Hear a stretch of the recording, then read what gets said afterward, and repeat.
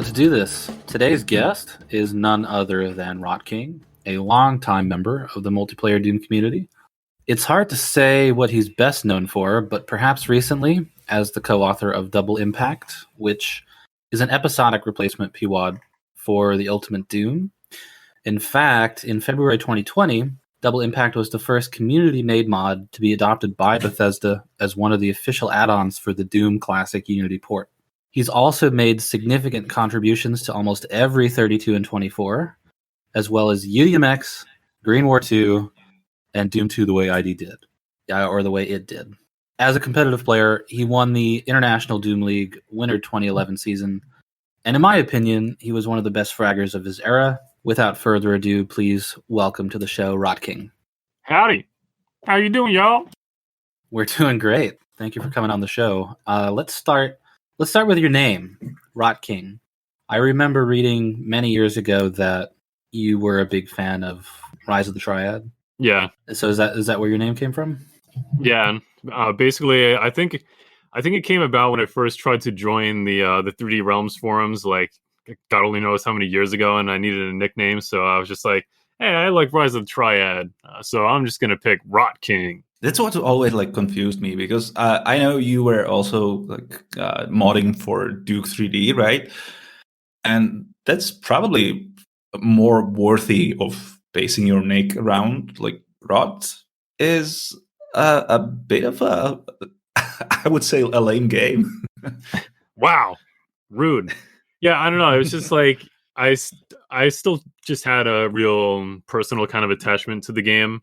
Around that time, like I was still like a big fan of it, because it was like one of the first games that we ever pirated. I think like my uncle pirated the game for me, like on a bunch of floppies, and I just like really, I don't know, just something about it. I really enjoyed it as a kid. So.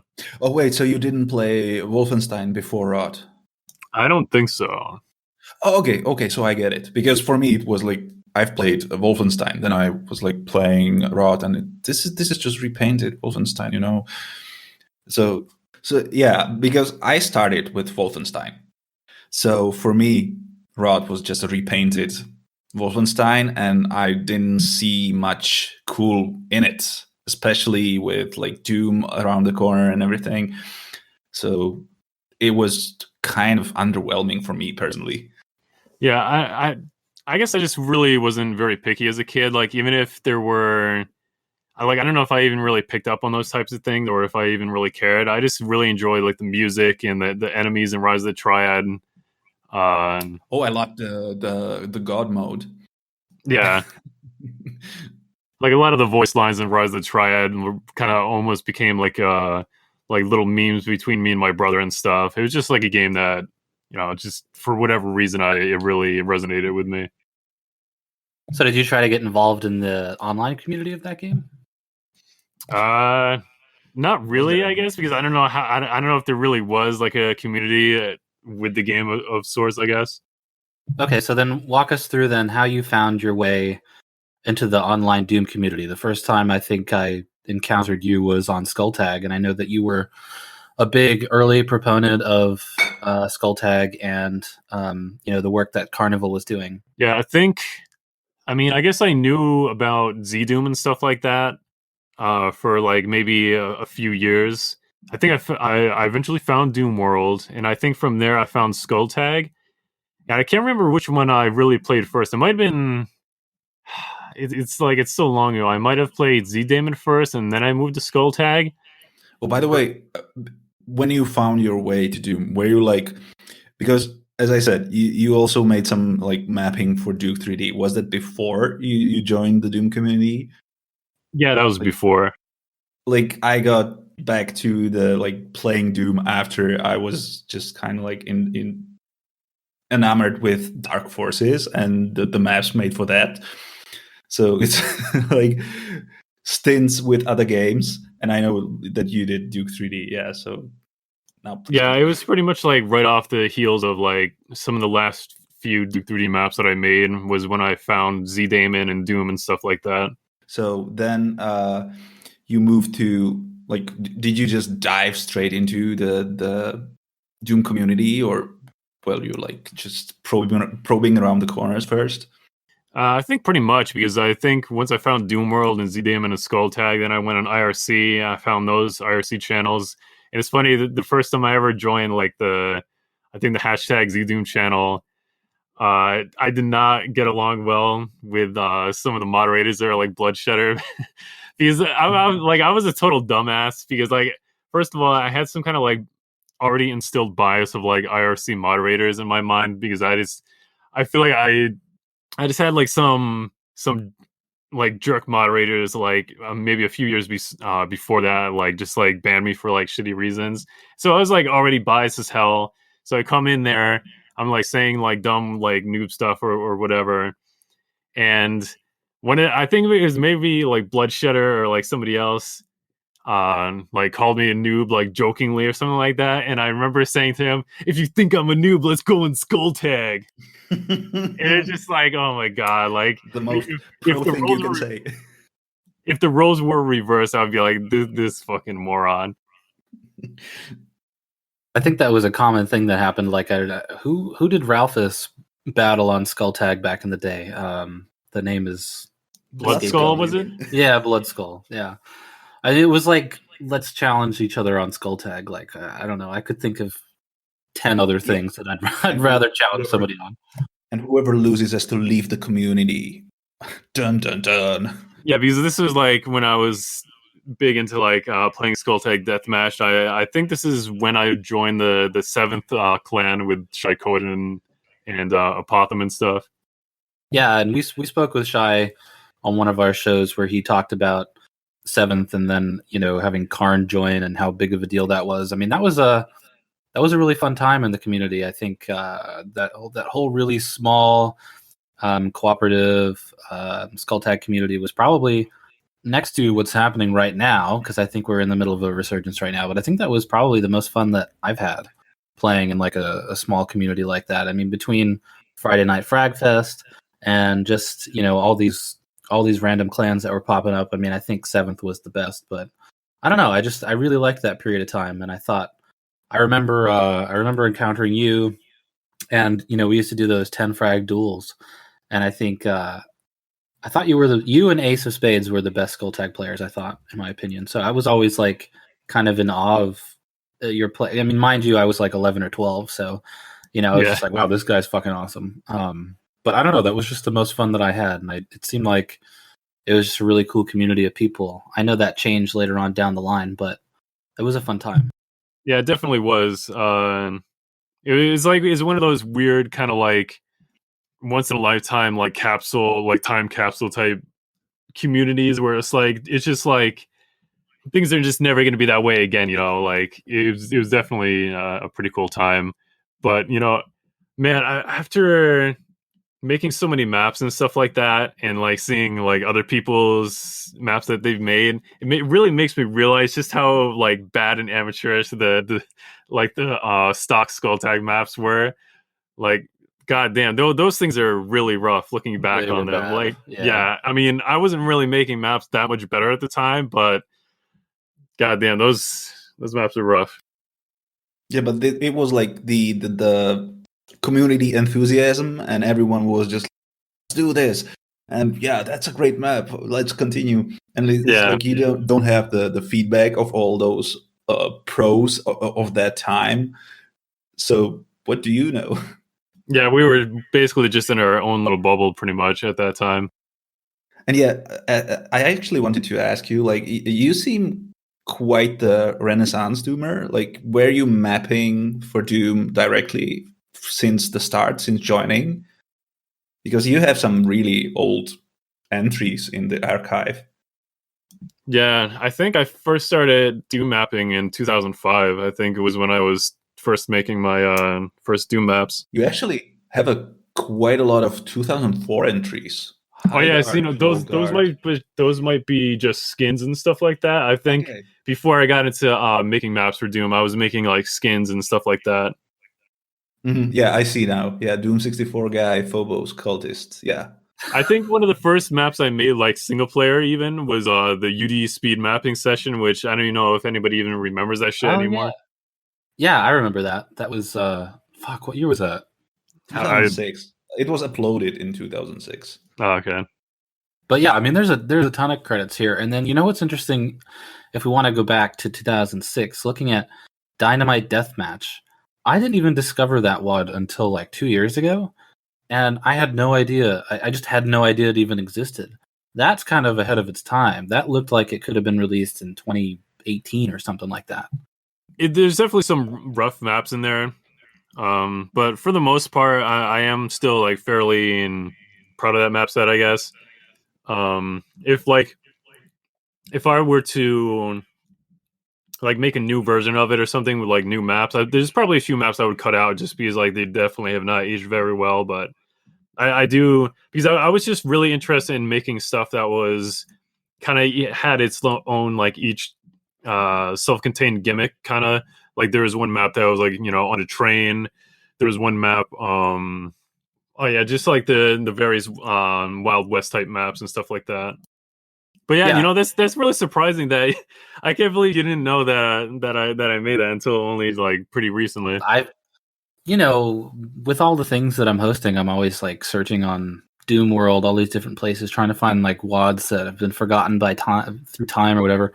And I came across Dynamite Deathmatch, and I was like, holy shit, like this it was because it's based in Skulltag, right? So I was really trying to find something that like nobody had played, and it jumped out to me as an early example of some of your later work, which just in terms of the layouts and also the texturing, I just thought it was really reminiscent of like, or it was like an early iteration of some of the later stuff that you did, and I just you didn't see a lot of that kind of stuff then. The texturing that we saw in a lot of multiplayer maps back then weren't very advanced.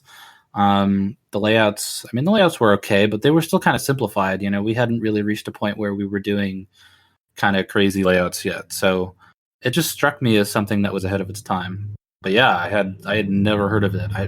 I think I found it on my own. Maybe Zanero showed it to me, but yeah, it was super cool. That's actually kind of like an interesting point that you haven't ever heard of it, because it kind of showcases how split the single player and the multiplayer communities are. Because Dynamite Deathmatch, I think it got a KEK award, right? Yeah, for best multiplayer pack of the year in 2006. So there you go. That's not what I was paying attention to in 2006, apparently. Yeah, at least Kuba Steve played it. I think that Dynamite actually came about because I think we were after UDM3. Like, I joined UD pretty kind of late after UDM3 was already out. So like, I didn't really get a chance to make any maps for UDM3. So we were trying to come up with another UDM project for me to actually make maps for this time around, and it was like some kind of like the first before UDMX. It was like some kind of weird like dark gothic UDM Elizabeth Bathory edition.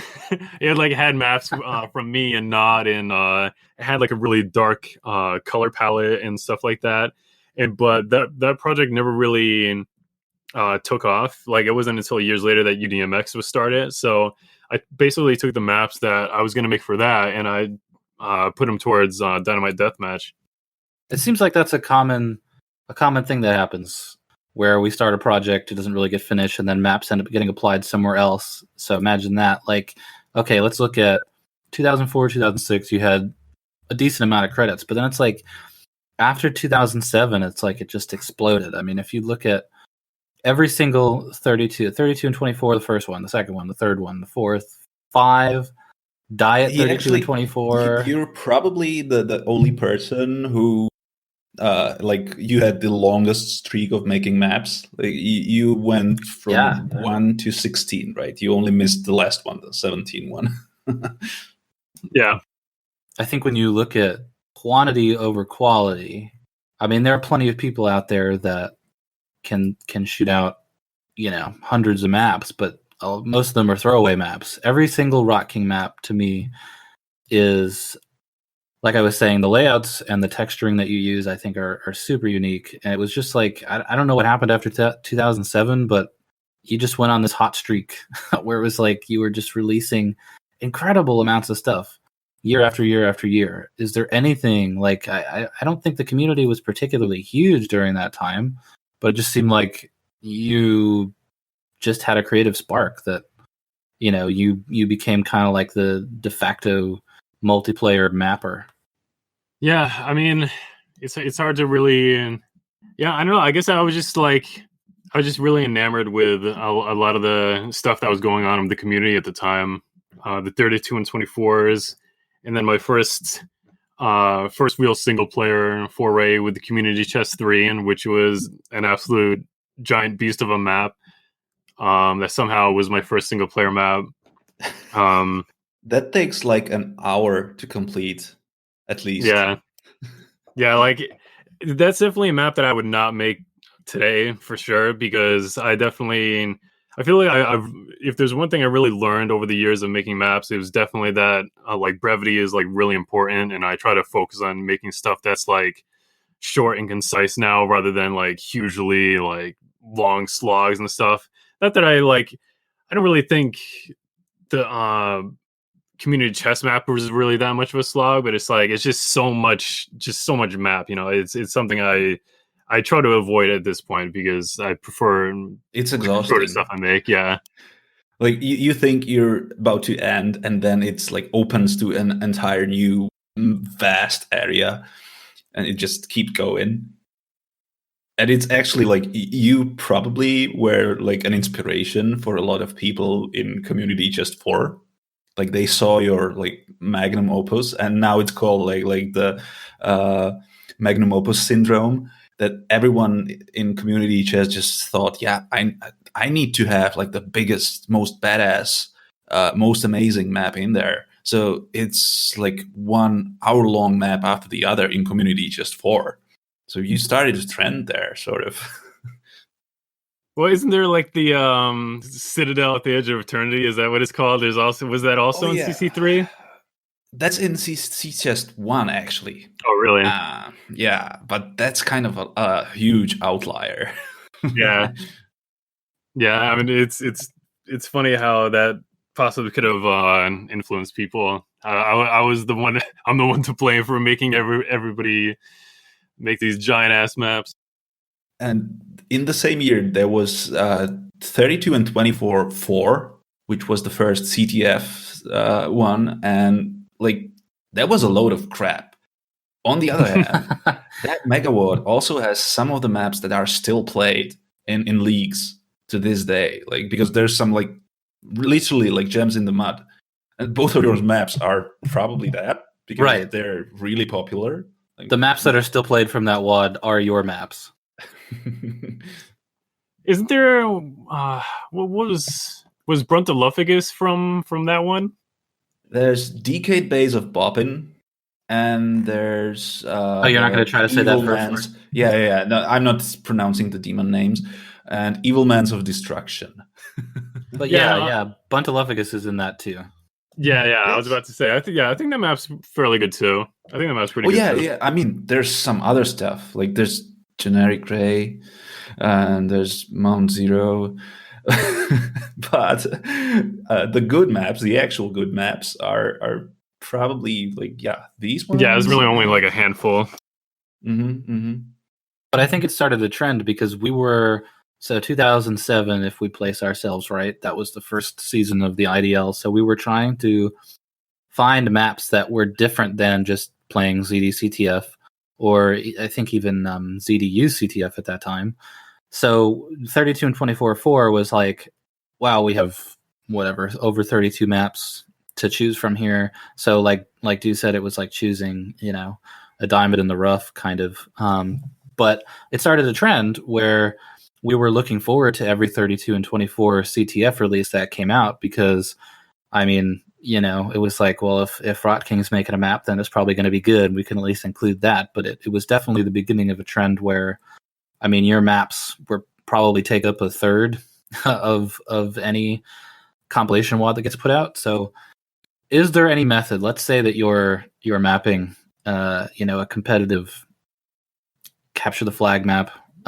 What kind of a method would you use? Like, Did you draw from maps that you've played or maps that you enjoyed, or I'm not a mapper, so I really struggle to put myself like I have ideas about what I want a map to look like, but I have no idea how to actually visualize them and put them on the screen. So I'm just curious where your mindset came from when you were making some of these maps. Like, did it come from your experience as a player, or is it just like, I don't know, man?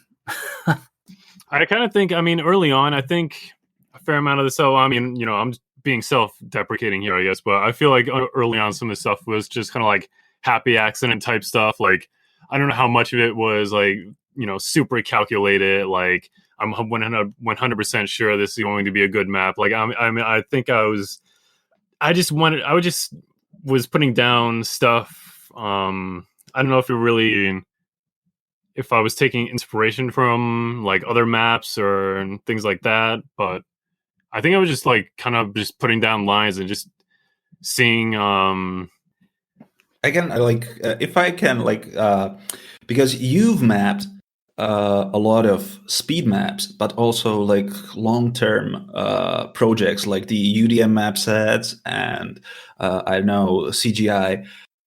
So, like, was there the same method for speed maps, like 32 and 24? You gotta basically shit out the design in an hour or something, because a lot of these you've done more than just one. And then you've got something like UDM, which is tweaked for a year, maybe more, before it's released. So was there like a difference between those approaches, or were you like always with this like, okay, I'm just laying shit down, we'll see where it goes, we'll see how it plays, I don't know, but it's like throw shit at the wall, see what sticks, or just some method? I think usually I have some vague idea in mind of like a general sort of layout. Like maybe it could be even just like one room or like two rooms or something like that, where I think like, okay, this might be like a cool idea for a map. And then I build that portion. And then from there, I kind of just like build off of that and see like what other kind of inspiration hits me. And I think that's pretty much I feel like that's almost always been my method for making maps. For 32 and 24, it's probably like the same thing. It's like I just have some big idea, like, oh, it's like two bases connected this way, and the base, it has this sort of layout, and I'll just like go from there and see what happens. I think even beyond layouts too. I mean, your texturing, I think, is on another level next to some other mappers. Yeah, I guess I've become like kind of a stickler for details. Maybe it was like partially like the Duke 3D mapping that made me work with textures a little bit better or something like that. And it's like, it's not being just the standards, just duels or CDF or these standard stuff. You've mapped for Ghosts versus Humans as well, for example. So were you like mapping for whatever caught your fancy? Yeah, pretty much. I was definitely a big fan of Ghouls versus Humans at the time. I still think that mod is a pretty fun mod. I think it's like kind of underrated a bit, because I saw like we're trying to bring it back. We ran like what, 2 tourneys? Oh, nice. Yeah, so at that time, like when I was playing Ghouls versus Humans, I saw like a fair amount of the maps, like, they could be a bit better. Some of the maps were even like, really kind of bad. So I really just wanted to make a map that like felt like it worked with the mod in a really nice way, because I think a lot of the maps that were made for the mod didn't really take a lot of the like ghoul abilities and the movement and stuff in mind. So I really wanted to make something that really catered to the mod as much as possible. And that's actually another case of one of the maps I made for the UDM that never got made. That was one of the maps that I made for it. And so I worked off of that. I think you used like the realistic texture pack that I put out at the time. And I think my base inspiration for that map was like the Stalker Shadow of Chernobyl. I pretty much just wanted to make a map that was like that, but for Ghouls versus Humans. So this is already like getting inspired by really modern games. just Yeah. getting that sort of inspiration into the old game. Yeah, I feel like even for like Dynamite and stuff like that, there's always been like some sort of like base inspiration in mind, or like theme in mind, or like game I wanted to imitate, like Quake 2 or like Counter-Strike or like something like that.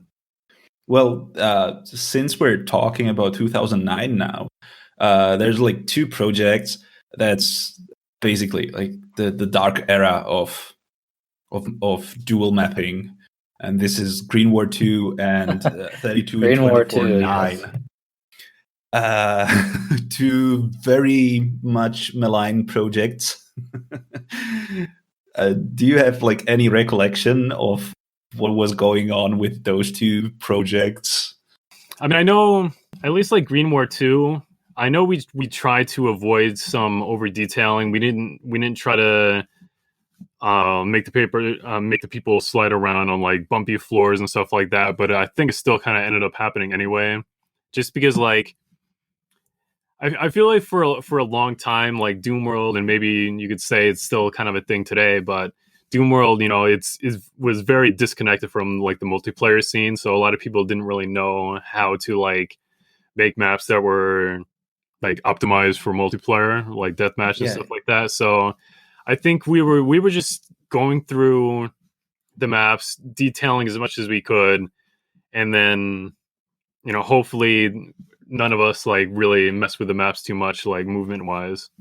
But I don't know. The criticism I always heard about Greenwar 2 was that it was over texturized and looked like Greenwar, but I mean, I always liked the layouts. I thought the layouts were good, and then the layouts were still like they were still layouts from Hellbent. They were just right. He basically he had like hundreds of layouts ready, just lying around, because he had like this factory for just scrapping them out, just you know, the circle method. He like just made all these vaguely circular areas, like rounded corners and everything, some hallways around that, and he would just produce like 20 a day, or I don't know, just mass produce them.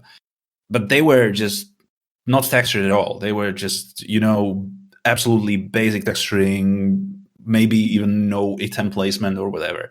So he had just a long list of these. So the mappers were like picking whatever caught their fancy, and then they started detailing it, which led to like a lot of, because these were single player mappers, so they went nuts on the detailing part.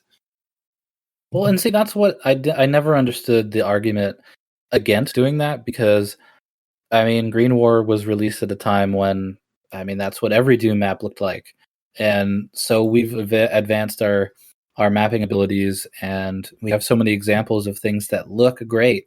Why would we just want to take Hellbent's layouts and do the bare minimum in terms of texturing? I just never understood that argument. I think Greenwar 2 is great. No, I love it.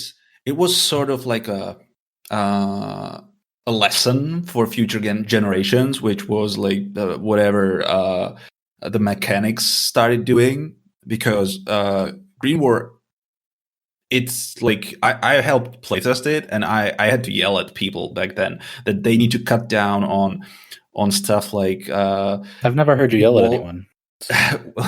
Wall detail, floor detail. Like floor detail, it made like bumpy movement, and you couldn't jump anymore, because when you have all those tiny you know, protrusions in the floor, you can't jump anymore, and stuff like that. Really, it started like, or there were like small details on the wall that broke your wall run, like you were wall running along the wall, but then there was like a change of texture, and you just got stuck on that because Doom. So yeah, there was a lot of that, and also I think there might have been some instances of putting like impassable walls over like stuff that probably shouldn't have, like even if it's just like you know, some like some brick floor like that's like protruding up like 16 units, like it would be something you would think like, oh, I can walk over this, but then it's just like, oh no, it's impassable wall there.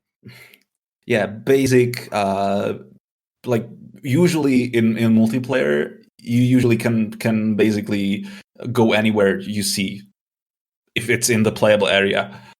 But the single player mappers, they had their own mindset, and they started limiting things, over detailing some other things, and it's like it looks neat, but there were some huge issues with that project that were basically like they doomed it into infamity. Is that word? I don't know. Yeah, because there was like, I mean, Hellbent was he was definitely like really like protective of his maps, and even if like I remember there was one very famous example. It was like the ice level, or like what the level that I turned into like an ice level, like a big ice cavern, and like so like yeah, I put like a stalagmite near near this one exit door, and like I already pushed it pretty like far against the wall. Like I made sure to not, like, if I was going to place some kind of blockable like tree or something like that, I would try to put it as much out of the way as possible. And so like it was almost flush up against the wall, and like he loaded up that map, he saw that, he was like, this is trash, you're like ruining my vision for my map, why are you doing this? Like it was like a whole shit show involving stuff like that. Like he got mad protective over his map. He had his friend, the guy was he went by R, just like R or R_RR, like 3 R's. And that guy, he made something amazing. He wrote like it was like a dissertation on how genius Hellbent designs are, and it was like a PDF that's like, I don't know, 17 pages long or something, and he just explains how people butchered Hellbent's vision, and he like extensively writes about the stalagmite in that map, like how strategic it was. Like, when you were backpedaling, that's when the stalagmite come into play, because it will limit your movement there, and you butcher it by removing it to the side. Holy crap, that was amazing. I swear I still have that PDF somewhere. It's huge. Yeah, I mean, it was like bordering on like mental illness type stuff, because it was just like completely outlandish like bullshit. Like, dude, this isn't like, if it was some kind of like really high stakes like one-on-one map set where everything had to be like perfect, like, okay, I might agree with you, but this is like just random ass Greenwar II maps where it's just gonna be players throwing each other and throwing themselves at each other. Like, it's not a big deal. Like, this is not like some big issue. The entirety of Greenwar is a throwaway set of maps. Like some of those maps are terrible, but you just skip to the next map. You just don't care.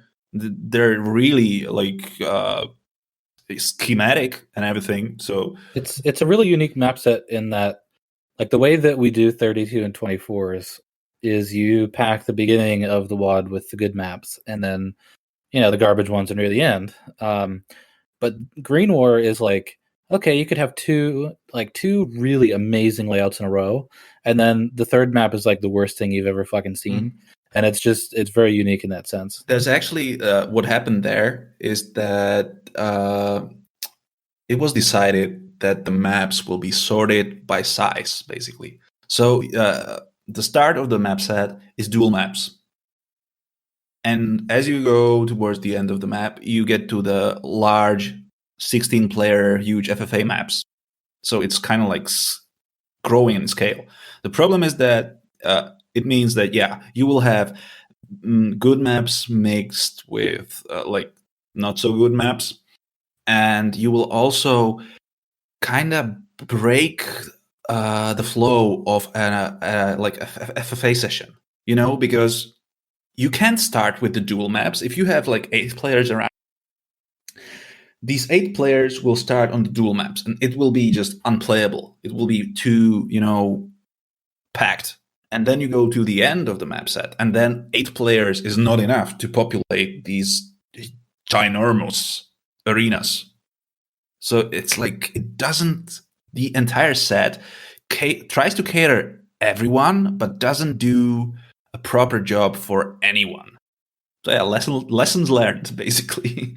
Yeah, and then so let's jump ahead a little bit to 2011, double impact. So, double impact.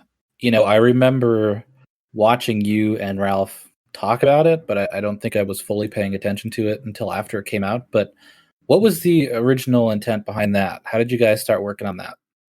I think Ralph just approached me about wanting to. I guess he just wanted to like do some sort of like experiment where we pass like maps back and forth. Like, hey, let's make the single player map.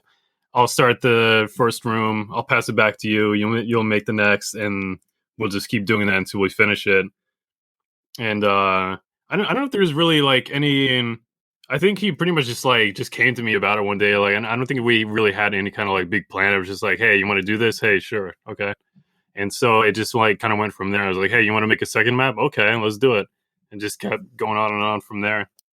I mean, that's a really hard thing to do, to make it a map, flow when more than one person is working on it. I mean, that had to have, you had to have been communicating about how to make sure that, stuff made sense when you were playing it through, right? Well, it's funny because we actually didn't really do much communication and planning like that. It was only until like pretty late in the map set that we actually started like planning like what we had in mind for the map. Like maybe there was like at most early on there was just like, okay, I have like one idea for like a trap room or something like that. Like for the most part, it was really just like we were just freestyling it. Like he would just like he would add on to a room or he would make a new room. And I would add on from there. And we really didn't have any sort of like game plan. We didn't have any sort of like planned expansion routes or anything like that. We would maybe just like briefly discuss what kind of thing we would want. Like maybe there would be like some kind of slime walkway or some kind of a certain kind of secret or something like that. But there really wasn't much planning at all. This sounds amazing for one particular reason, and that is like. One of the things I like about DB Impact the most is the way it's sort of built in a E1 tradition, like the Romero designs and everything, but it even expands on like two things. The openness of the design, like most of the monsters can just wander around the entire level. Like they can just chase you. They open doors. They go up and down lifts if there's any lift. Like everything's accessible for the monsters. So they chase you around the entire map or most of the map. And there's also like the sort of a gritty balance. It's like a war of attrition. Like all these really weak E1 monsters shouldn't really threaten you, but since you don't really have armor and you don't have a lot of ammo for the chain gun or something, you're struggling because they just grind you down over time. So when you say this just happened out of thin air, it's almost unbelievable. Like it's really well put together. Yeah, it's definitely like a happy accident kind of situation. Because like you said, like we didn't really like have a plan from the start where it's like, hey, let's focus on ammo starvation, let's focus on resource starvation in general. Let's make it so these maps, like the level is designed in such a way that that the monsters have like a lot of maneuverability and stuff like that. It really did just like turn out that way. It's pretty funny. And the monster progression, because you start like introducing, okay, cacodemons, like you're using all of the Ultimate Doom monsters. So cacodemons, okay, but then barons start creeping in. You go with the hell infestation textures in the later maps. So basically, you just condensed Ultimate Doom into one episode, basically. So was that also always a happy accident, or was that a plan that you would just escalate into a huge boss map, which is a huge troll, by the way? Well, I think with that one, I think once we got to map 3, we discussed whether or not we wanted to, like how much we wanted to keep it like episode 1, like true to episode 1, where you don't use any monsters beyond like pinkies and stuff like that. And I think we just said like, nah, let's not do that because that's just going to be like too tedious for like an entire episode. So we decided to introduce Cacodemons and Lost Souls and map 3. So even though there is a very heavy like E1 influence in like kind of design style and stuff like that, we definitely didn't want to follow it too much, and we also wanted the map set to be like pretty difficult, like much more difficult than regular episode 1, since episode 1 can be like fairly easy, especially if you know all the secrets. So we wanted to make sure there's like some real bite to a lot of the traps and stuff like that. So, given that you basically tapped Ultimate Doom out, no chance of DB Impact episode 2? Well, we actually did discuss. It's funny because there's let's see if I can find it real quick. Yeah, so there's an episode 2 project folder that I made in 2011, and so I guess that was like pretty close after their release, like after we finished the original Double Impact. And there's like all of 3 files. It's like E2M1 A B C, and that's it. It's just like it didn't go anywhere pretty much. But I think we did talk about like if we did make another like Double Impact sort of thing. I don't know if it might not even have like the same name. Maybe it would, but I think we decided early on that it would be like Doom 2 and not Doom 1 again. Oh, okay. Yeah, that would make more sense as yeah. But you did actually do more work with DB Impact, because a couple of years later, you basically re-released it as an official episode in Free Doom, right? Yeah. Was that just an idea you had, or a call to arms from the Free Doom people? How did that happen?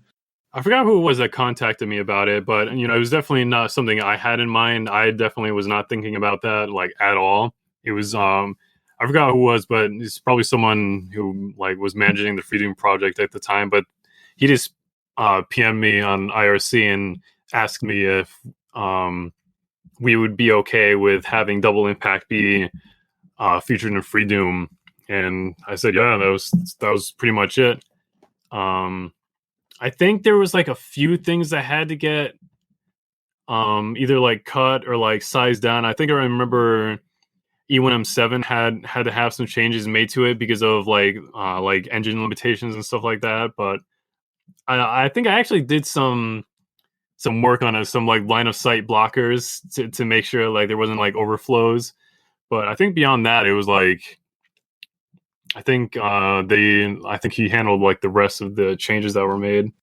This meant also that you had to like relicense it. Basically now it's like free for taking by like anyone out there. Yeah, I mean, I don't know what even. I guess it would have to be that way. Yeah, because Free Doom, I think that's. I don't know if it's BDS license. I'm not sure, but basically, yeah, it means that it's completely free for any use at all. It's funny because like nobody really bothered with trying to build off of it. Not that I even really would have cared though. Even if someone like came out with some kind of like WAD that like they like renamed and it featured like a whole bunch of copy pasted stuff from like Double Impact, like I probably wouldn't even care that much. And then you re-released it again in February of this year. Yeah, that was definitely pretty cool.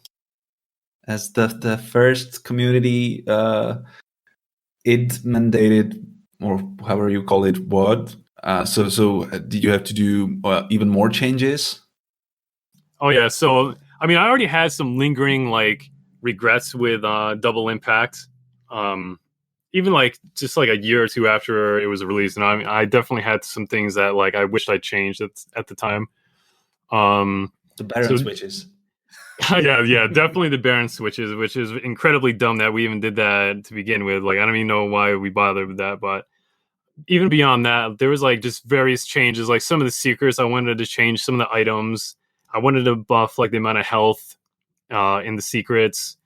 I wanted to add like a little more health and ammo in general just to some of the levels. But for thinking about like people playing the game on consoles specifically, I definitely try to make sure that like the easier modes had a lot more concessions made as far as like adding more health and ammo and making sure that things, it would actually be doable for people who aren't that great at playing Doom, especially with a controller. And this was like your own initiative, or was there like a request from the id people? Oh no, this is just something I want to do. I don't think they haven't. You already knew. Yeah.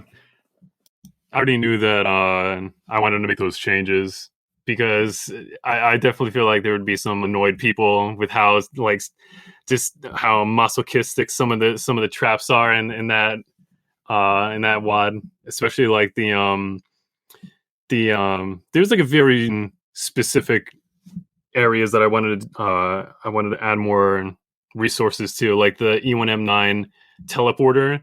So like that teleporter trap is probably like one of the nastiest in the entire episode. Like it's definitely like bordering on like unfair almost because there's just so much shit surrounding you. So also like stuff in map 6 I have still nightmares about. Yeah. So for E1M9, like I put a soul sphere there before the teleporter. E1M8, I definitely buffed the items. So now I think there's even on UV there might be a starting green armor, but then on the easier modes there's like a soul sphere. I made the plasma rifle secret and E1M8 a little more obvious. I moved the berserk pack that was like in the slime on near one of the bridges. I put it just onto the bridge now. And you guys got a feature on Bethesda's website, a nice interview that I thought was pretty informative. That must have been, that's a pretty cool moment, right? Yeah, that's definitely pretty cool. I can't say I've been like interviewed by like any sort of like publication or like company before, so that was definitely pretty cool. Did you get some sort of feedback about it? Like, did you get paid? No comment about the last one, but no. Screaming fans. Yeah. Yeah. So like as far as this feedback goes, like I said, I don't think the playtesters ever really suggested anything to us about like things we should change, like things that are too difficult. It was like purely just like I just immediately knew what I wanted to change to cater to like people playing on console and stuff.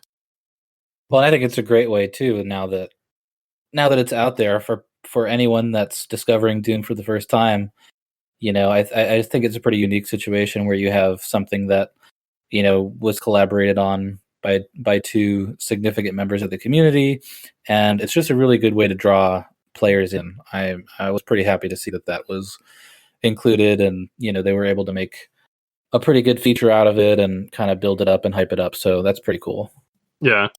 So returning back to 2011 again, because this is the time that you also worked on another high-profile single-player project, and it is actually that's back to Saturn X, of course, which didn't come until much later, at least officially.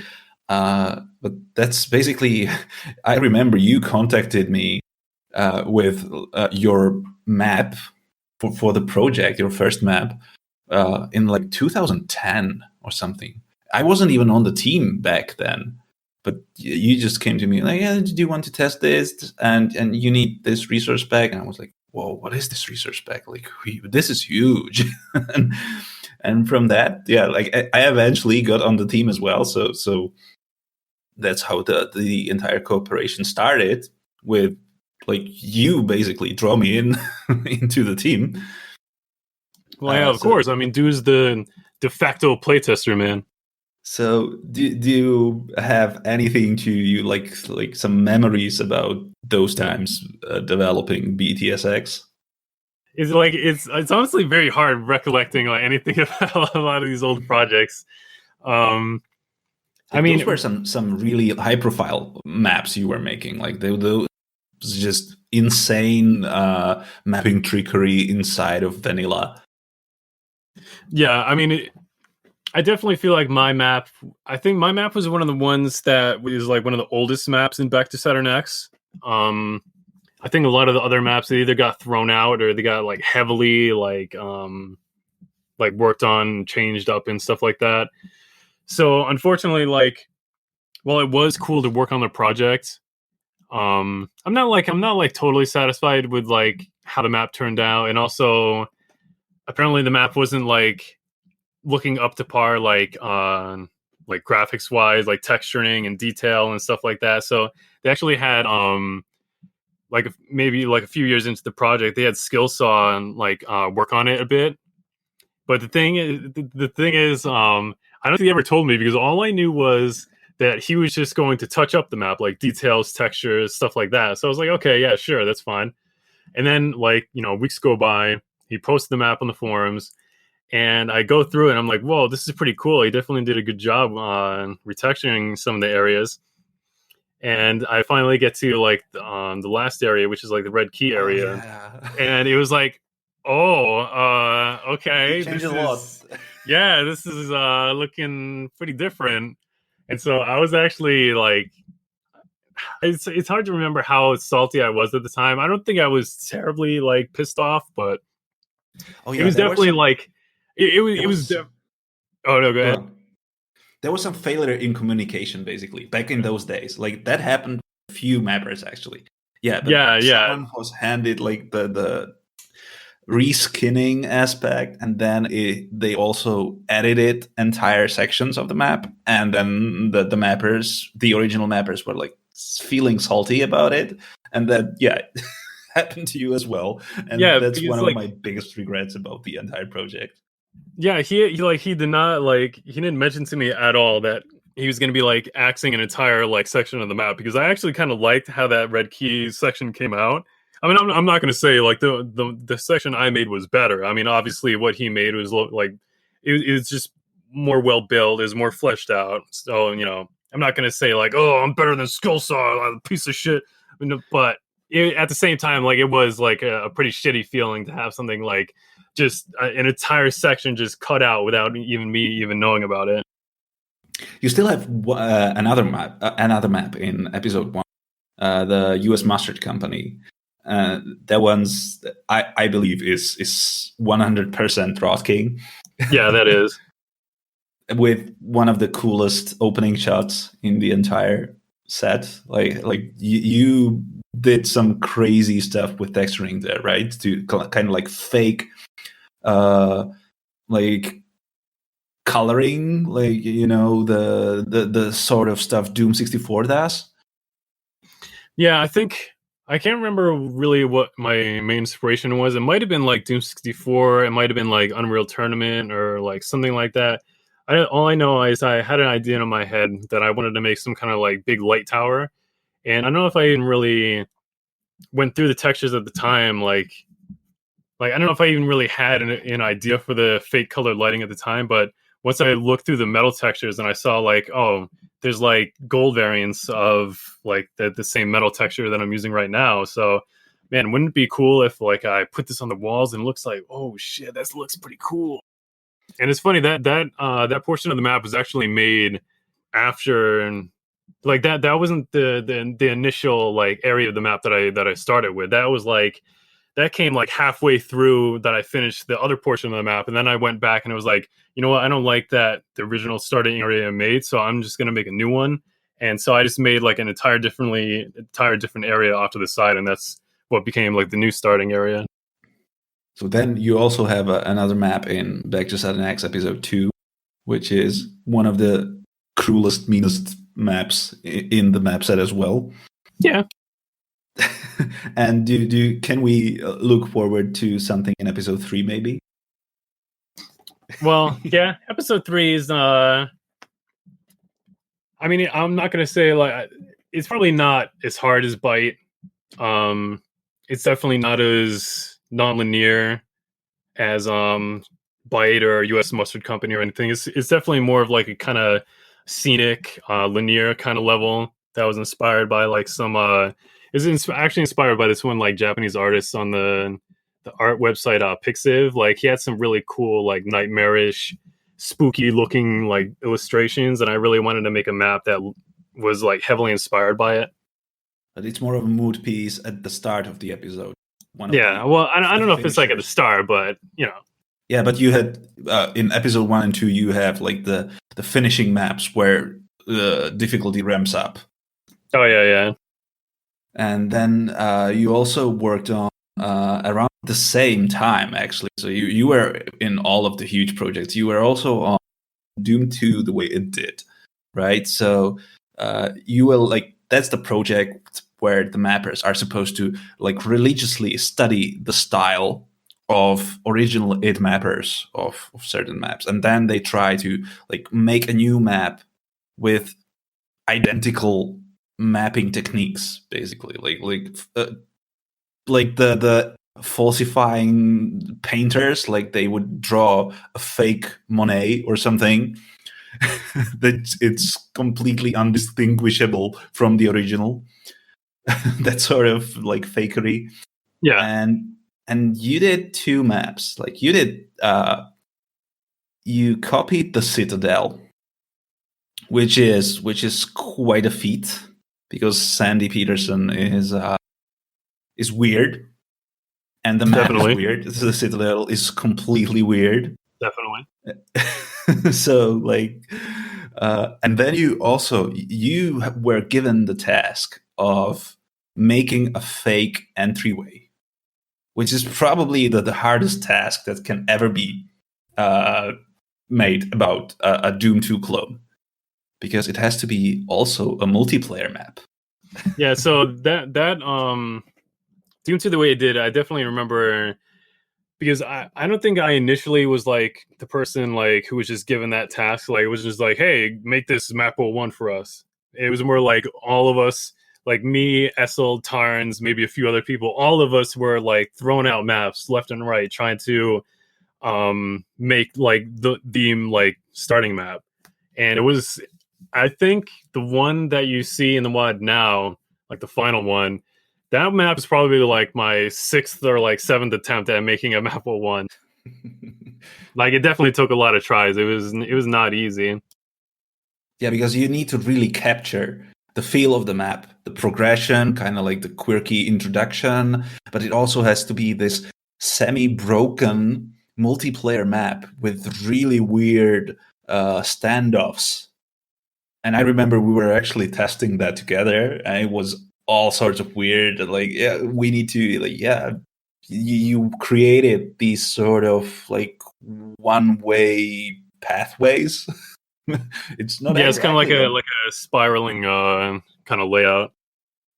Yeah, but it's definitely like traps people in some areas. But you definitely made like areas where one player can get trapped, basically. So it's not your regular circular design. Yeah, it's definitely like a one-way kind of racetrack. I think I pretty much try to make it like, you know, the original map 1. You know, it's linear, it's kind of bullshit. You know, the layout has dead ends.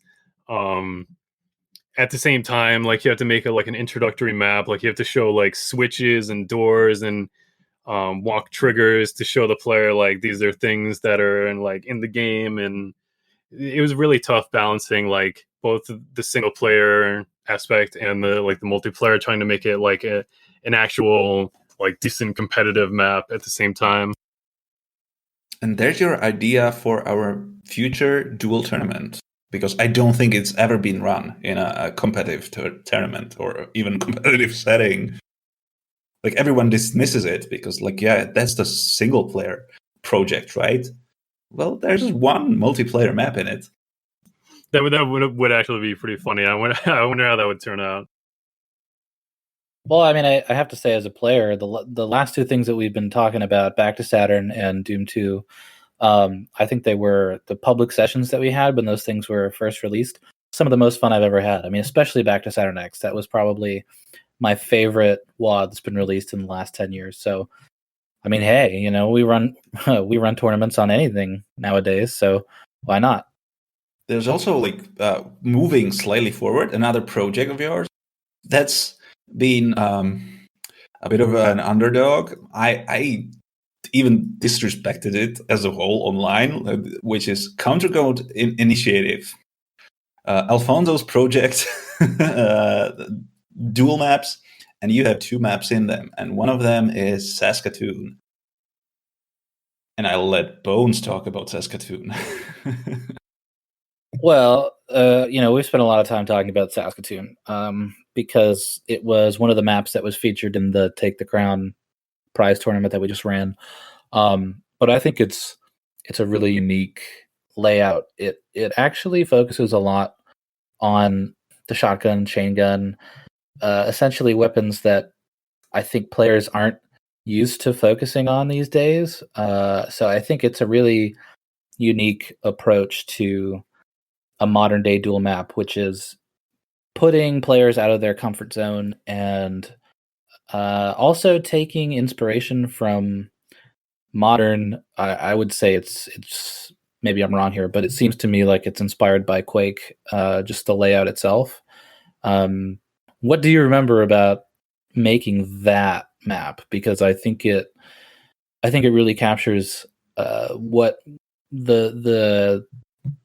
I think it captures the way that we're heading in terms of dueling in the community. I think it's definitely got some aspects that we didn't have 10 years ago with dueling. I think it's something that the players have really kind of gravitated towards on their own without a lot of pushing, and I think that says a lot when you're trying to introduce a new play style to a group of players. It fills a niche in the map pool. Yeah, there's where I was going. Well, I mean, it's definitely pretty hard trying to make like a good Doom 2 1-on-1 map, because a lot of the time, a lot of the best maps generally seem like happy accidents, especially stuff like Dwango 5 map 1. I mean, like who would be like, you know, like the person making it would be like, yeah, this is definitely like, you know, a great, amazing 1-on-1 Doom map.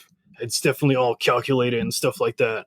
The only maps that kind of give me that vibe that they were like pretty calculated is stuff like King 1 and like Judas 23. Like those maps feel like the author definitely knew like all the stuff, like how the map was going to how it was going to be played, how everything worked, that it was going to be like fairly competitively sound and stuff like that.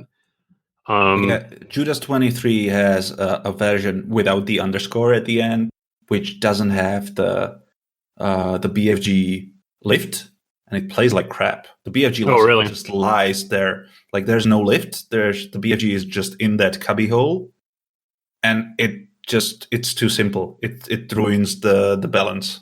So yeah, there was like a cycle of development for that map. Yeah, so I guess there was a bit of playtesting and feedback for that one. Yeah. So for Saskatoon, I don't think I really had any kind of idea in mind. I know I wanted to incorporate like the King 1 style, like instant lift into BFG, that sort of thing. Have that be like the centerpiece of the map. I wanted something with a decent amount of height variation, some little bit of like movement tricks here and there, as far as like the getting to the rocket launcher, and then from there you can strafe run to where the SSG is and things like that. I don't think I really had like much more than that, other than, you know, it's just, you know, yet another like flow of consciousness kind of map. But actually, from seeing like the recent duel tournament and people playing the map, I actually feel like I saw some things that could be improved upon. I actually did make an edited version of it maybe like a few weeks ago, where it's like I added like a little path. You can like if you're at the rocket launcher, you can actually like strafe run to the top metal platform. You don't have to like go and fall down to the right where like the brick staircase is. So there's things like that. I adjusted. I actually made the BFG a little easier to get, because I feel like the BFG was a little too hard, and actually discouraged people from like trying to get it, because I noticed most people didn't even really bother trying to get the BFG. So I was like, you know what, maybe I'll just make it easier, and maybe that'll encourage people to try to get it more. there were some really like awkward faults as well. Like people were trying to do the jump and failed, and it was like, okay, now they're really paying for their attempt to get the BFG, and it's like very, very hard jump. Like in when you're under pressure from your opponent, everyone would do that on their own, but not with your opponent killing you all the time. Yeah, I made it much easier now. Hopefully that'll like actually be like a thing using the map now. Yeah, I felt like the way that it is, and not that this is a bad thing, but when you try to go for the BFG, it's pretty obvious to your opponent. So it's just really difficult to grab, and I think that's what players realized was like they didn't have enough time to grab it before the opponent could come around and kind of like head them off in the other direction. So I would be interested to see how your new version would play, because you said you made the BFG easier to get. So I wonder if that would change the dynamics of the map. But I mean, even in saying that, I felt like there were definitely times where players did get the BFG, and I don't think it made the map better or worse. I just think it was one of those things where maybe as time goes on and people play that map more, they'll have better strategies, better ways of maneuvering around and trying to get that weapon and use it. But yeah, I mean, again, it's like fawning over all of your maps, but it's just really, I really thought it was kind of the hidden gem in the inclusion of the map pool that we used. So I was happy to see that a lot of people kept gravitating back towards it, because we discussed this on our last podcast, but we just expected players to go back to all the maps that they knew, and so it was cool. It was cool for them to really gravitate towards Saskatoon. Yeah, I think I really wanted to make like a solid competitive one-on-one map for a long time. It's just very difficult, like I said, because I feel like a lot of the best ones are usually like happy accidents, so it's kind of hard to. And I feel like every popular Doom duel map always has like some kind of like gimmick that it focuses on. Like Dweller has like the bunch of weapons in the middle. It's very like it's very linear. It's very like you just crawl around the map, sneak around the map, trying to get at each other. It's very like long, drawn out matches usually. Judas is like really like breakneck pace kind of map. King 1 is definitely kind of map where since the map is larger, the players have more time to like move around and just like position themselves better, I guess. So it's kind of hard to like come up with a map that has some kind of like actual like solid gimmick to it, but isn't just like so gimmicky that like nobody ever wants to play it.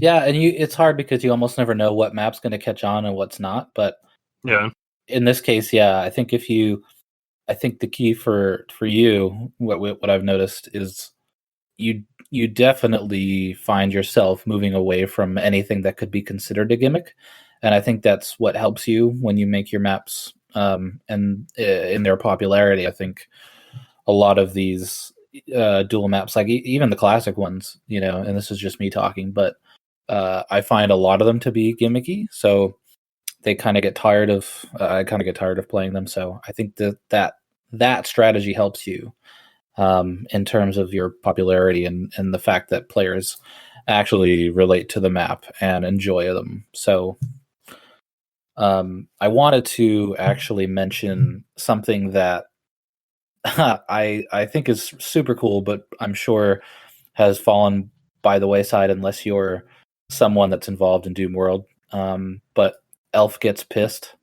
Oh yeah, let's chase away all our listeners because we're going to talk about Heretic. Ew, Heretic, that game's so bad though.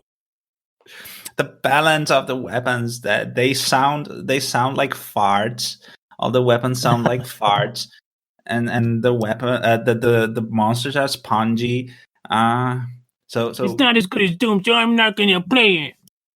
So here's a project for Heretic where you were awarded a CAC award for it, and basically it's a damn good map set. So how do you make a good map set for Heretic. Because come on, that game sucks. I know, it's so bad, right? Like, who the hell would even want to put that much effort into making an entire episode of maps for Heretic? I mean, Jesus. So I think this is a case where it almost kind of started like Double Impact, where I originally just made like a Heretic standalone one-on-one map just because I wanted to make a Heretic map, which in that map actually became map 3, I think, in Alpha Gets Pissed. It's like the city one, Rondo of Blood, I think it's called. And I think it was like also the activity where Chain Dude, he had like a Heretic one-on-one map set. And there was also like a Skull Tag, Last Man Standing, Heretic project. And so like there was like, you know, a fair amount of like Heretic stuff going on. So I was like, you know what, I kind of feel like just making an entire map set for Heretic. Although I think when Alpha Gets Pissed first started, I didn't actually expect to make all the maps myself.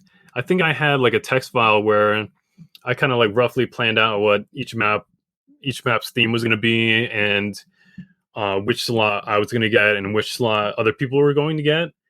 I think I was only going to make like three or four maps maybe, and then I was just going to invite other people to fill in the rest of the slots, because I was thinking to myself, oh god, like I don't want to make an entire episode of Heretic maps, Jesus.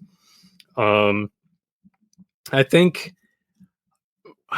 I really ever contacted anyone besides Pavera. Pavera actually, he made a Heretic map, and I think I asked him if he would be okay with it being in Alpha Gets Pissed. But then later on, like I think he said yeah.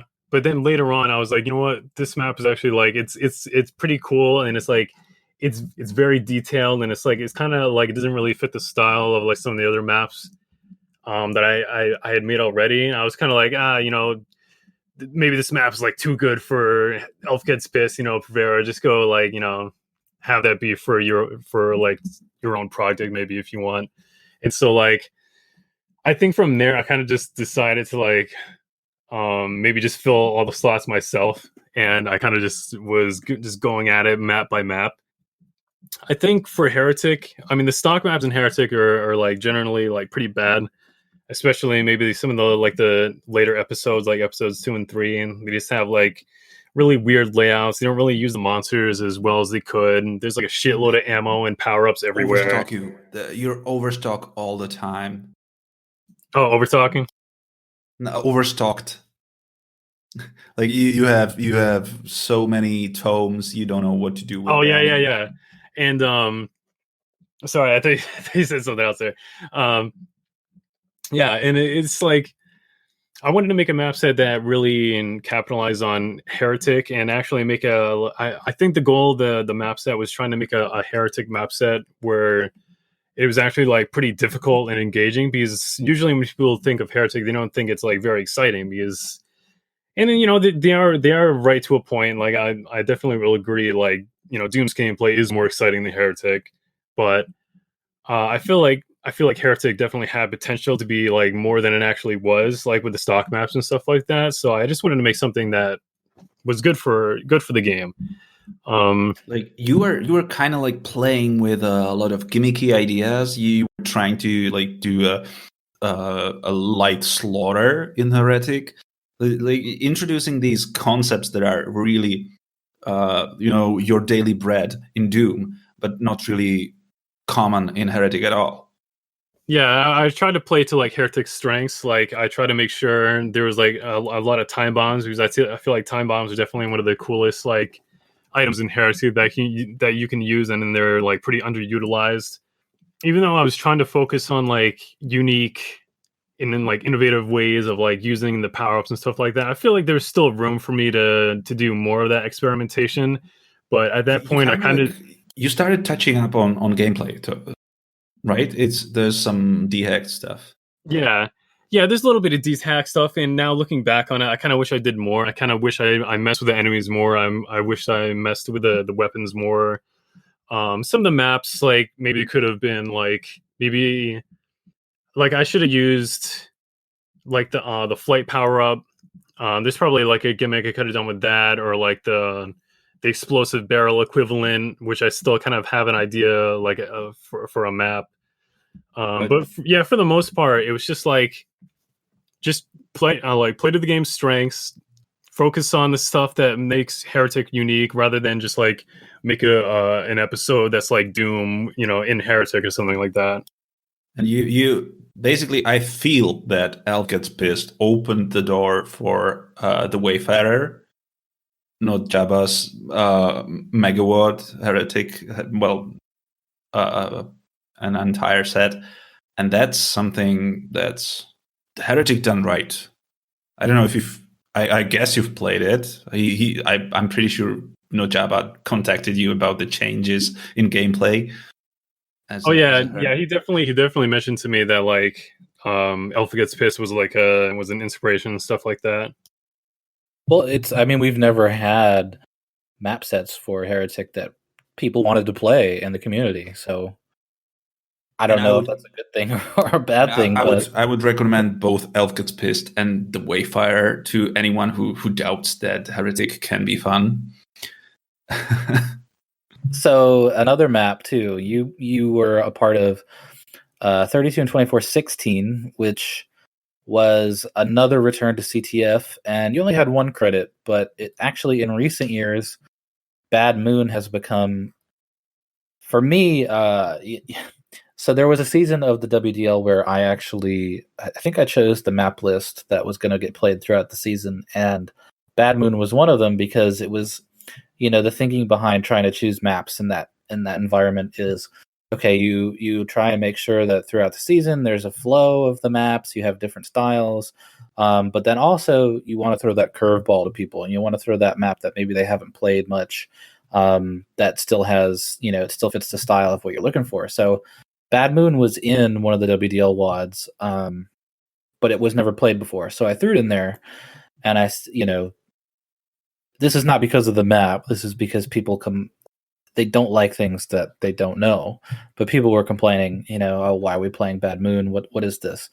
And then you get to the week of the map, and people are practicing it, and they fall in love with it, which is another great example of, your ability to create a fucking great competitive capture the flag maps. I think it's fairly simple, but at the same time, it's definitely got some new aspects that, like, okay, the lift that takes you up on the sides of each of the bases, that's kind of something that we haven't seen from you before, where you have this area that you can kind of defend yourself from, like, let's say if you have the flag and you're up there, you can kind of stand by the lift and stop people from coming at you that way. But at the same time, we've gone so far now where so many players use rocket jumping that they can actually rocket jump up there from the other side.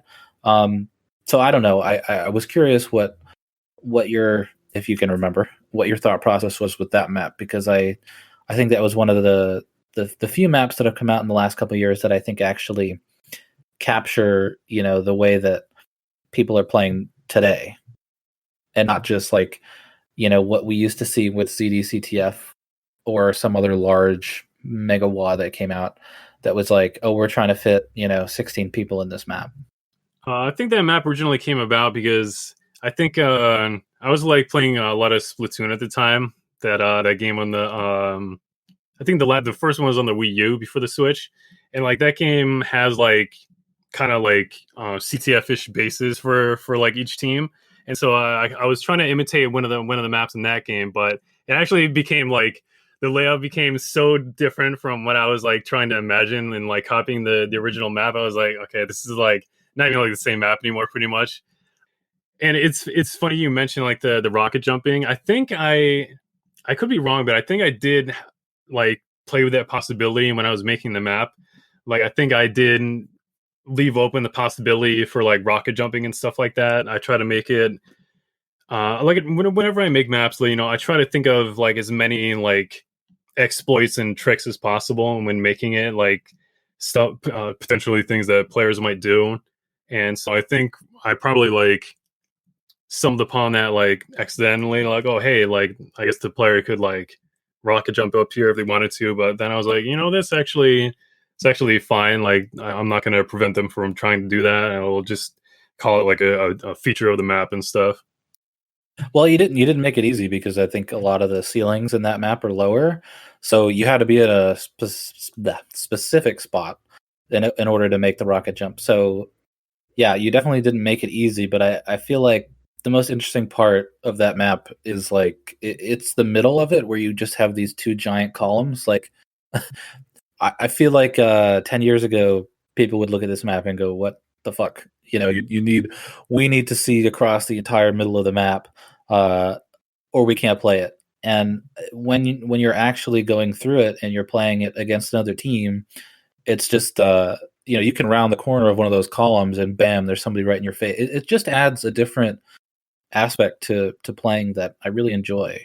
I think whenever I make CTF maps, I think I do try to include like those middle ground like site blockers. I know I don't think I really do it all the time, but I can some of the maps that I can remember, I did like specifically put that stuff in there to make sure it's not just like one long line of sight from base to base, and it's like it kind of makes it harder to like get away because like there's no cover to hide behind or anything like that. And yeah, that was definitely something purposeful that I did with the map.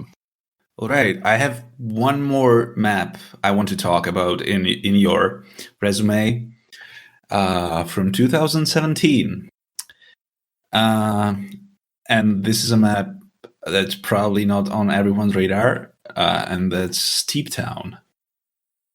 And I don't want to talk necessarily about the map itself, but about the event that it was mapped for, because it was that was the Vinesos event where Joel wanted to like everyone send him maps, and he like would then decide which ones were the best. Like what do you make out of that entire event? Because it was all sorts of weird. Yeah, I mean, I kind of knew going into it that one, like I was pretty sure I wasn't going to win, because I kind of had a feeling like the stuff that was going to win it wasn't going to be won by just pure level design. It was going to be won by maybe level design and gimmicks. Like it was going to be gimmicks and mods and jokes and stuff like that. So from the start, I kind of knew I wasn't going to win, but I wanted to make something cool anyway, just to like throw it in there and have Joel play it. It was on stream in front of thousands of people. I mean, that's a pretty good incentive right there. But I think I don't know if you remember it, but I definitely did cheat a little bit with that map, because it was like you had like to make like a Duke 3D map, sort of. Yeah, a little bit. With like explosions and stuff. So like the map, actually I made it like probably months, maybe even like a year or two before the contest even was a thing. But when I say I made the map, and I only made like the very few like areas in the center. Like I just like one day I just opened Doom Builder and I was like, I have a gimmick in my head, so I'm gonna map it out. So the gimmick was it's like a ring of like really high like floor levels that surround each other, and you basically like go up level like multiple times and stuff like that, like one big pit. And so like that's pretty much all the map was. I maybe made some of the city parts, like some of the buildings, like some of the outer buildings, and like that was it. But then the contest came around and I didn't really have anything else in mind. So I think originally I wasn't going to make a map for it, but then like 2 weeks into it, I was like, shit, maybe I actually do want to make something. And so I took the map that I was already working on, which is, kind of cheating, but, so I just built off of that, and I just went from there. And how did you feel then watching Joel play it? Because it was such a pain for player watching play. That was torture. Yeah. Again, like I kind of knew that was going to happen. Like I know, like sometimes he gets lost. Sometimes like there's certain things that we take for granted that like other players will get tripped up on. So it's definitely kind of he gets afraid, so he saves at 10 health. Yeah. While monsters are teleporting in, like you're dead meat. Yeah, he got screwed over a few times, and like he might have gotten lost a few times. So it was definitely kind of a little bit of a frustrating experience. And I think there was even one part where the cyber demon like somehow walked over, like if this was after he grabbed the red key, I think it was, and he takes the lift down, and like right at the door there's a cyber demon. He's like, come on man, why would you put a cyber demon there? That's just bad design. Like why would you even do that? It's just like not even fair. But it was like, dude, the cyber demon like walked over there. Like I don't know what you want from me. Like it's not like I planned that to happen. Yeah, and he had the same issues with a lot of the maps. Like some of those maps like were pretty much well thought out, and then he just waltzed in there with his careless attitude, and he just obliterated all of the mappers' plans. Yeah. So that was a crapshoot. Like you had to make it pretty easy for him to follow a path, basically. Yeah. When I think Zasser's map ended up winning, right? I'm not even. I think sure. Dead Wire won. I think, or Dead Air, one of those. I don't think it was first though. I think something else was first. Oh, maybe it was. Damn, I can't remember what it was now. Yeah, I failed to prepare on this one, so I don't have that prepared like the winners. But yeah, I think there was actually, I remember like there was a early Dragonfly map. That was the rhythmic shit, like where you were supposed to play without going into menus, because like music was playing and you were supposed to be like, it was supposed to be in synth with the changing colors of the map. Like really, really ambitious shit, and he just broke it. Yeah, I mean, it was definitely an interesting thing. I think, okay, I just remembered something. So I think part of what happened with him playing my map was, so he definitely bit off more than he could chew with that thing. Like, he definitely didn't think there would be this much attention and this many like maps being submitted. So you can tell during some of those later streams, he was rushing through the maps because he was just like getting really like frustrated and tired of going through map after map. Yeah, and I think 6 hour streams.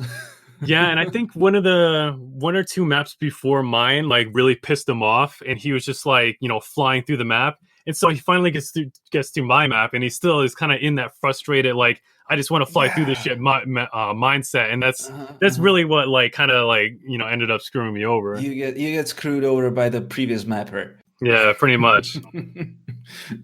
So now that we're into the meme shit, you're something of a Master Doom memer. Before that was even a thing. Like, yeah, dude, the Pro Doom monster strats. Yeah, your masterpiece from 2010. Goddamn. How did you even think about that? Like was that parody of something, or were you like trolling someone? I think it was just like a random idea I might have had for a video, because I think like during those years I was still like pretty active making YouTube videos, and I think some of the maps I had before that were like Blood co-op videos, Shadow Warrior co-op videos, and I kind of just want to make like some stupid, I don't know, it's just some stupid video I wanted to make, because I think I also wanted to be like kind of informative about like some of the strategies you can use against the monsters and stuff like that, just from like all my time playing the game. I kind of don't want to like put the knowledge I gained into like video form and have it be like something really stupid and goofy at the same time. And you became a 4chan superstar. Yeah, it was pretty funny seeing it explode. There's even like something I always remember, like first whenever I think about Pro Doom Monster Strats, someone made agitating skulls in hot sauce. Like he actually made up like a label and everything. There's like multiple like jars of it, and it was like, wow, this guy like went the distance. Like agitating skeleton it's pretty much a a term at this point. Like Yeah. everyone knows that. And people have you seen the Doomer goes by the name D Wars? Yeah. He basically just quotes your videos verbatim. He just uses your vocabulary all the time. Yeah, I think I've only seen his Heretic stuff because I'm a narcissistic bastard. So of course the only thing I watched of his was him playing Elf Gets Pissed. But yeah, I think I caught him making a few references there. And what's the other guy? Decino? Is that his name? Yeah. Yeah, I know he also makes a lot of references and stuff like that. He makes a lot of great videos. No, it's where the Doom YouTube started. So you and talking about this kind of obscure stuff, you also do voice jobs, right? So there's you've been doing stuff like there's a CTF announcer that is your voice. And yeah.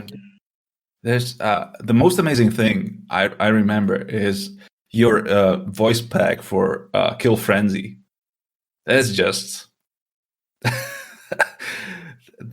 a lot of voice work there. Yeah, it was a lot of different lines and stuff like that. But it was pretty fun doing it because it wasn't really like any kind of serious like lines of dialogue or anything like that. So I could like really go crazy and cheese it up with the delivery and stuff like that. Yeah, because normally you go to you start with Kill Frenzy and go to Godlike at 30 kills, and Kill Frenzy goes up to 500 kills, something ridiculous like that. Yeah. And just keeps escalating, and you just go more ridiculous with your lines. Bashing Betty, loony larcenist. Well, we also can't forget about your ability to take a ridiculous forum post and record it in your own voice. For example, something that happened to me in 2005, there was this lovely player named Natural, who naturally, of course, was a huge cheater. And, there was some disagreement that he and I had. I couldn't remember. 2005, I was 13 years old, so who knows, right? But this guy posted on the forums about me being unfair during a CTF tournament. And, I mean, it was just the most ridiculous post because it was riddled with misspellings and weird shit like bad grammar. And the greatest thing ever was hearing you read that post out loud in the fucking greatest voice. So, I mean, you really have this great voice and this great voiceover, this great voiceover voice. I love it. Thank you. And you're still 25 years, 15 years later, I should say 25, 15 years later, you're Math. still doing the same with, you recently, semi-recently voiced the famous Bloodite crypto post, at least part of it. Yeah, that thing was. I mean, what more can be said about it? Because that post is it's legendary. Like, I don't know how you could even that kind of post is like one of a kind. It's so great. Yeah, that's where memes are born. Damn, how did the opening line go again? You think I would remember because I recorded it, but man, I remember the flood of accusations. Oh yeah. But the first two, I would have to get someone tell me the first two words, and then I would get going. Man, I definitely was. I had the mindset that I was going to try to do every paragraph in that post, but I definitely gave up after the third one because it's just it was too much. But it's also the paragraphs after the first three really aren't that funny anymore. You humor me greatly with your arrogance and contempt. Oh yeah, that's really right. A lot of accusations. You humor me greatly with your arrogance and contempt. a flood of accusations born from the poison of envy and smite of disrespect. There you go. Well, now we're pretty much into 2020. Is there anything Doom related that you're working on right now? You have any projects up your sleeve? Anything that's caught your eye recently? What do you got going on? Well, there's still like this push map that I just keep pushing away. Ugh. Yeah, there's like this jumping flash. It was like this old one of the first like PlayStation 1 games. I made a map that I actually went through the trouble of like ripping the game's textures with using an emulator, and then it rips the textures in tile form to memory, and like I went into Photoshop and cropped every single texture out of the game. It was like a huge ordeal, ripping all the stuff out of the game, and I made like pretty much like a recreation of like the first level in the game. But then I found out, like, pretty much after I built everything, I was like, oh, this actually isn't really that great for the mod because there's like not enough pitfalls and stuff. And so I would have to like cut up the map and make sure like there was like a lot less, solid land to fight on, because otherwise just nobody's gonna die and it's gonna be boring as hell. So it's like that's a map that I keep just delaying, like finishing it. I do sometimes play with the idea of making a few more Heretic maps. There's still like a few ideas bouncing around in my head. Oh yeah, I mean, I guess there's still. I actually have been, because there's pretty much since the last Mayhem, like the Halloween one from last year. Like I really haven't been making maps at all until like the past few weeks, where I actually went through some of the like old maps that I made that were like unfinished and unreleased and stuff like that.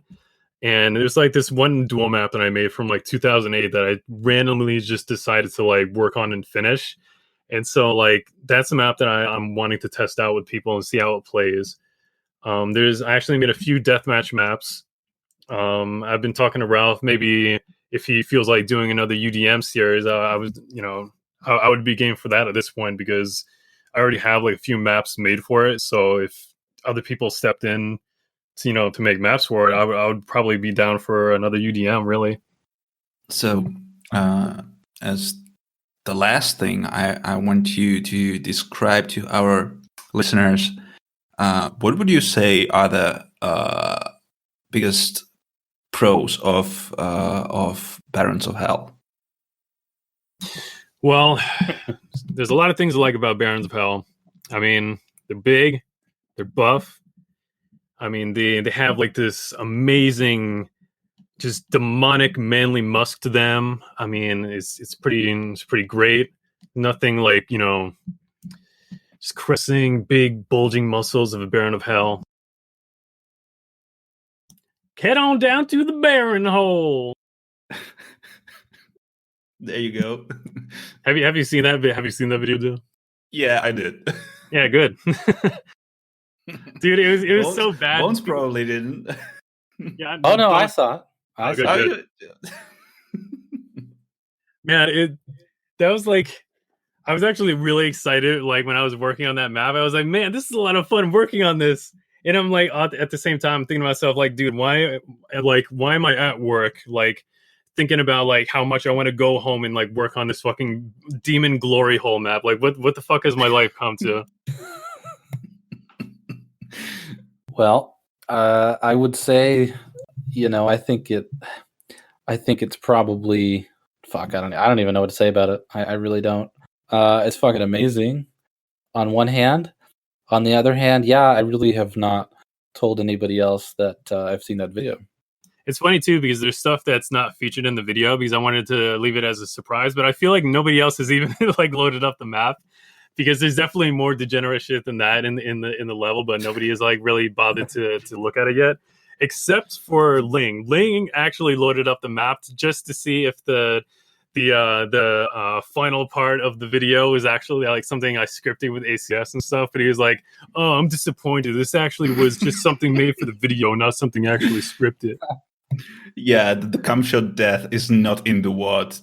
Like 0 out of 10. The false advertising. It's been great having you on. We covered a lot of ground. I mean, we basically went through your entire career as a Doom mapper. I really appreciate you coming on and talking with us for a couple hours. It was a lot of fun. No problem. But, I think there's one thing we missed. I think more important than all that stuff mentioned was the fact that I was a moderator for Skulltag Online. And now that was the high point in all my dooming years.